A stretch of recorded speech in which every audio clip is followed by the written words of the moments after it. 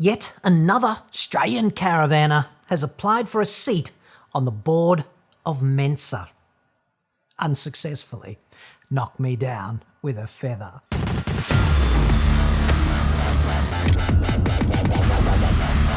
I'm John Cadogan from AutoExpert.com.au, and I get new cars cheap.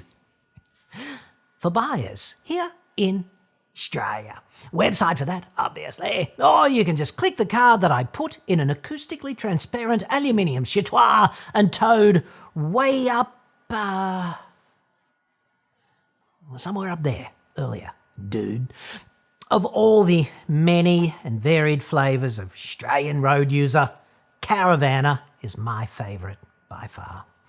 Caravanners are the double Belgian chocolate supreme of road-going cockroaches. Aren't they just? I'm about to pick up my brand spanking new Age XU. Obviously, aerodynamics take a back seat. About the low air pressure generated at the back of the van at 100 k's an hour. This no doubt creates drag, and my question to you is, would redirecting some air from over the roof and down the tailgate reduce the drag or add a parachute effect as well? Laurie. This will not help, dude. Like, the best way to handle this is don't tow a caravan. And hey, you're welcome. You know, I initially thought this whole email was a piss take, and now I'm not so sure. The brand and the spanking just reek of authentic caravan speak, like pigeon vanish, boxy lingo, chitoivian, whatever. I think this message might be real. Please see attached drawing of a basic spoiler I have sketched up that would possibly help or hinder. If I can help not melt the sea ice with this device, it'll knock one up. A 32mm medium dive should suffice. This quaint amalgamation of cognitive farts arrived by email yesterday. I was quite confronted initially. See, the unladen weight of this New Age XU box with integrated chitoir quaintly abutting the dining area is 2,973 kilos, according to them. That's before you put all your shit in it, right? It sleeps up to 6, which seems beyond ideal for anyone seeking that authentic outback concentration camp experience. I know I want that. So it's a 3.5-ton rolling chunk of arterial plaque designed predominantly to gum up the flow on our highways, I'd suggest, costing, quote, from $81,490, according to the fine folk at New Age. I assume that's for the base model chitoir in the range, probably, I don't know, 100 grand by the time it's rolling, with all of the features on board which you want. So, to tow something quite that preposterously hefty, you would really need a Land Cruiser, because it's frankly too heavy for a ute, even though some utes claim to be able to tow 3.5 tons. It's just flat out impractical. And even with a cruiser, it's a stretch, right? And a cruiser is going to cost you another 100 grand plus. So you're looking at, let's call it 200 grand right there, just to join this particular boy band and head up to Dingo Piss Creek. 200 grand, or, as I prefer to think of it, 400 nights at a $500 a night resort, dripping with babes in bikinis and endless icy cold beers. And, to be fair, these places might not be quite as nostalgic as a caravan, but you can poop in them in general without being within arm's length of the dining table and the kitchen. Just saying. So, if you have 200 grand to spend on a boxy pooping wagon of this nature, do you really care about aerodynamic drag? Like, really? I mean, the only reason to care is fuel consumption. And if you've got 200 large disposable, like, dude, fuel is cheap. And if you care about aerodynamic drag in principle, like in isolation as a concept, Why buy an absurdly huge box with inbuilt super duper pooper that's 3.5 meters high and 2.5 wide with the express intention of dragging it plus you and your effluent through the air at 100 k's an hour? It seems counterproductive, at least to me. It is, of course, absurd to tow 3.5 tonnes at 100 k's an hour, right? Absurd, as in absurdly dangerous, dude. 80 would make far more sense to me in the domain of not risking your own life and the lives of those around you on the road. And as a side benefit, aerodynamic drag would drop by roughly 1/3. But of course, you wouldn't get the experience, the thrill, the joy of designing your own rear caravan spoiler. Yes. So there's that. And frankly, here's the real problem, at least as I see it. The information age has allowed anyone, no matter how poorly qualified or ill-suited, to jump straight into a CAD environment and design up their own anything, no matter how deep their own personal abyss of, let's call it, knowledge, and no matter how bereft of rational thought process they might otherwise be. This, I imagine, is quite liberating. No need to know anything, dude. Just get started. Design something. What could possibly go wrong?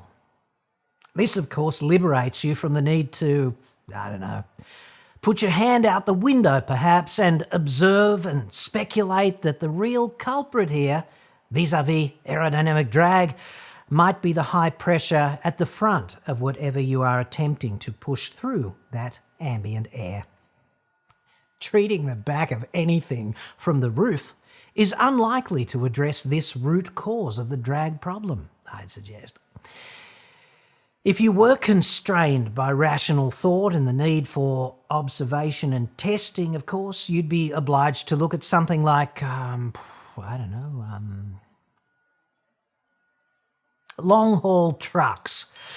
Hugely competitive business, right? Any edge commercially, no matter how small, seemingly in isolation, means a big fat wad of cash on the bottom line, doesn't it? Because of the competition and the fact that so much stuff gets moved in this way, right? If you were constrained by the facts, you might be forced to wonder why all the aerodynamic treatment in trucks goes up the front, and perhaps also ask yourself why the blunt edge of the trailer at the rear is traditionally left bare and square so routinely. Perhaps it's because every aerodynamicist who has approached this issue has failed to give the, quote, 32mm medium dive home SketchUp aerofoil the consideration it duly deserves. But I really don't think so. And to our hero, I would ask simply, why fit this genius innovation only on the top, dude? Why not make it 3 times as effective and fit it to the sides as well, and perhaps 4 times as effective by fitting one underneath? In fact, why stop there? Why not go big? Get a big industrial extraction fan, the bigger the better, and cantilever it out front, about 2 meters in front of the cruiser. Bore a hole through the centre of the cruiser and back into the van.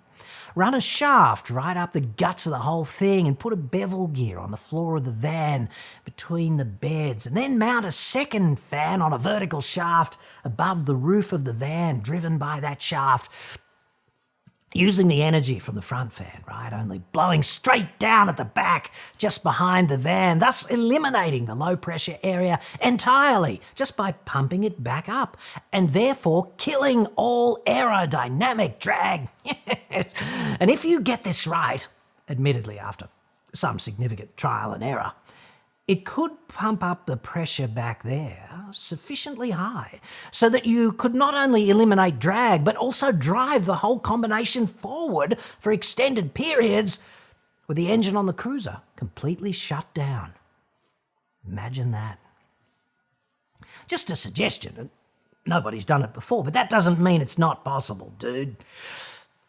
Now look, back on Earth, assuming that flow separation really was an issue and a benefit might potentially be derived by implementing some countermeasure on all of this, You'd have to do actual wind tunnel testing or simulate that on the road, or you could do it entirely with CFD, but that would involve building a completely accurate digital model. Anyway, the purpose for doing this would be to determine where the flow was separating at particular travel speeds, probably right at the leading edge of the roof, I'd suggest. And then you'd need to put in vortex generators on those locations to suck the flow back onto the van, right? Vortex generators, okay, stick with me here. This is a real thing. Boeing and Airbus do that on the wings of commercial jets. If you've ever sat in one of those over-wing exit seats, you've seen them. They're hidden in plain sight. Lexus has them on the LX570 at the rear. They're also routinely on the inner edges of side wing mirrors on cars and at the front of various aerodynamic things on cars. And of course, it goes without saying, but I will say it, that Boeing or whomever does not just fit them after, mentally masturbating over this issue. Actual aerodynamicists get consulted. The full R&D symphony, right? Go figure. So here's how I'd approach this if I was Laurie, quite simply.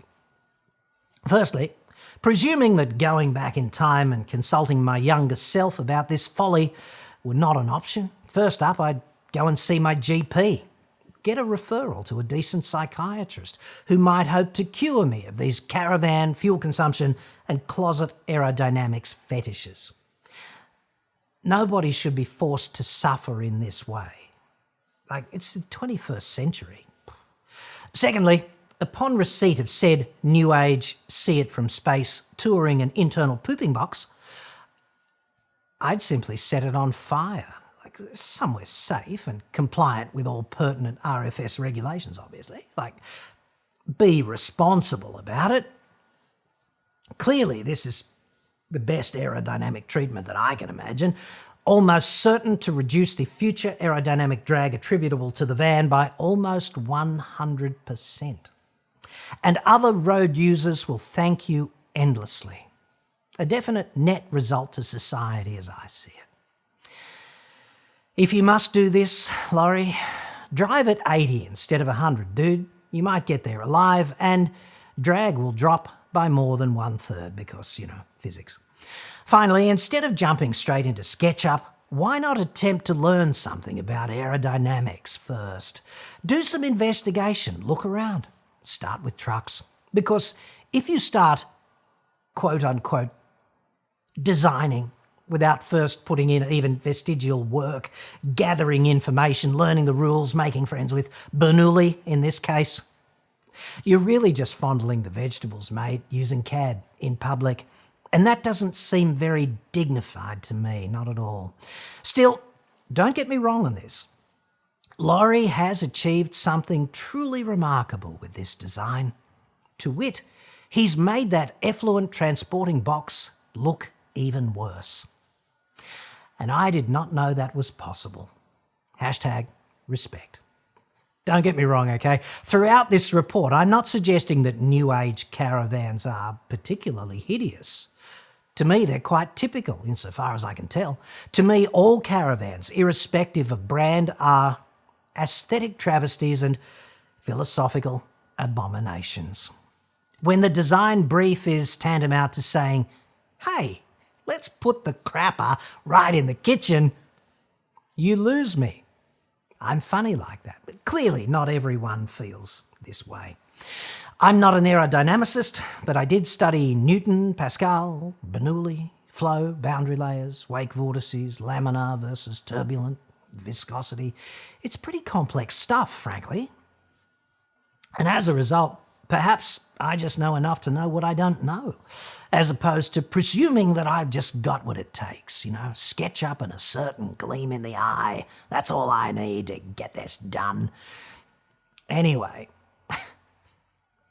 I just would not be bold enough to presume that I could simply fix the aerodynamics of that big pooping, sleeping and eating box by doodling Goldilocks' spoiler into existence. Imagine if NASA had run Apollo that way, crowdsourced the whole moon shot. we might not have got there, but I know it would have been far more entertaining.